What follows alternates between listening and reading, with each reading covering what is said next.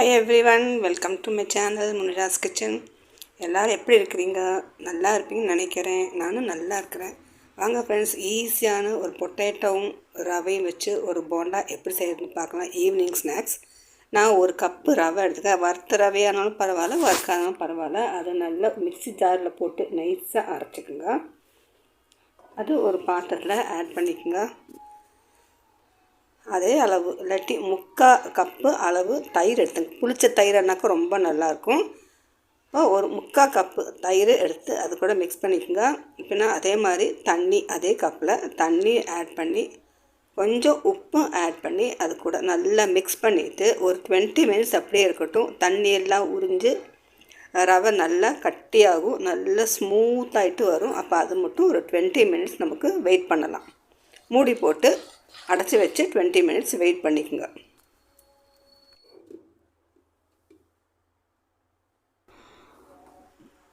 இப்போ 20 மினிட்ஸ் ஆயாச்சு, திறந்து பார்க்கலாம். பாருங்கள் ஃப்ரெண்ட்ஸ், நல்லா கட்டியாக தண்ணியெல்லாம் உறிஞ்சு அப்சார்ப் பண்ணி நல்லா கட்டி கன்சிஸ்டில் வந்தாச்சு. இப்போ நல்லா மிக்ஸ் பண்ணுங்கள் ஸ்பூன் வச்சு. அது கூட கொஞ்சம் இன்க்ரீடியன்ஸ் நம்ம ஆட் பண்ணணும். ஒரு வெங்காயம் பொடியாக நறுக்கி வச்சுருக்கேன், அது கூட இது கூட நான் ஆட் பண்ணிக்கிறேன். சேர்த்திட்டு பின்ன கொஞ்சம் கருவேப்பிலையும் அதே போல் பொடியாக நறுக்கி அது கூட சேர்க்குறேன். அப்புறம் கொஞ்சம் இஞ்சி, ஒரு இஞ்சி சின்ன சின்ன பீசஸாக கட் பண்ணி அதையும் சேர்த்திக்குங்க. அப்படின்னா கொத்தமல்லி தழை, நல்லா பச்சை மிளகா சேர்க்கறதில்ல.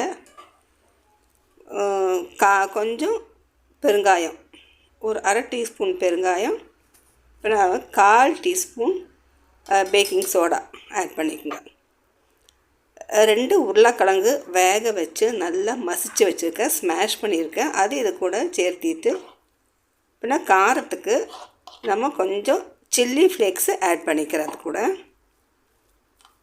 அதையும் போட்டு நல்லா மிக்ஸ் பண்ணிக்கோங்க.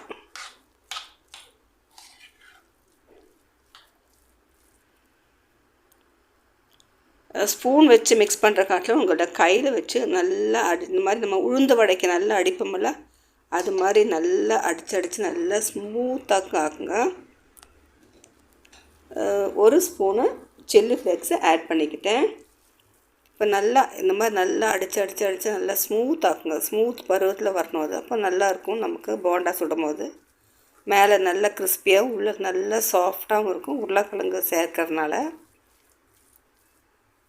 இப்போ அடிக்கும் போது நம்ம அதை கையில் அடித்து வரும்போது நல்லா ஒரு பிடி வர்ற மாதிரி வரணும். பார்த்திங்களா, இப்படி வரணும்.